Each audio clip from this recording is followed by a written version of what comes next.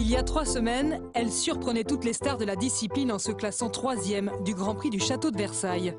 Nous avons voulu connaître un peu mieux Karen Polley, comment la jeune diplômée de Yale se retrouve parmi les meilleurs cavaliers du monde, quels sont les rêves de cette japonaise qui vit aux États-Unis. Karen Polley est l'invitée du Face à Face. Bonjour, je suis Karen Polley. Bienvenue dans le Face à Face. Le public vous a rencontré à Versailles en quelque sorte. Est-ce que vous pouvez dire quelques mots par rapport à votre performance à Versailles? C'était un Grand Prix très difficile, avec les meilleurs chevaux et les meilleurs cavaliers du monde. Terminé sans faute et à la 3e place, c'était incroyable. Ludger Beerbaum est le cavalier le plus titré encore en activité. En septembre dernier, l'homme aux 4 titres olympiques a décidé de quitter la sélection allemande. Dans quelques semaines, il participera à sa 21e finale Coupe du Monde. Entre sport, business et famille, celui qu'on surnomme le Kaiser a accepté de se poser devant nos caméras.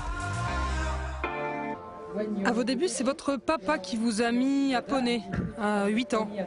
C'est un désastre, oui. Vous pouvez nous raconter? J'avais 8 ans, on m'a offert un poney pour Noël. C'était censé être un énorme cadeau, mais en fait le poney m'a mordu dès le premier jour et ça m'a fait peur.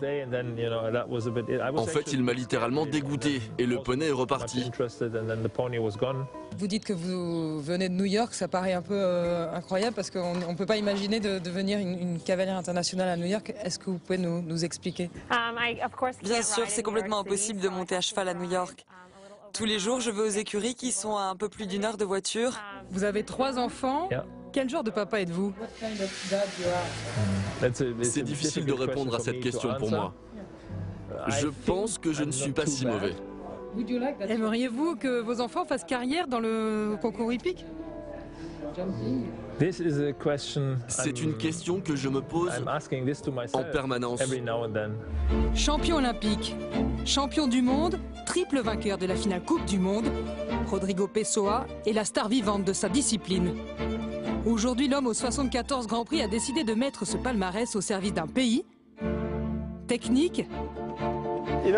Tu sais, même pour toi, du 1 au 2, c'était beaucoup trop lent. Beaucoup trop lent.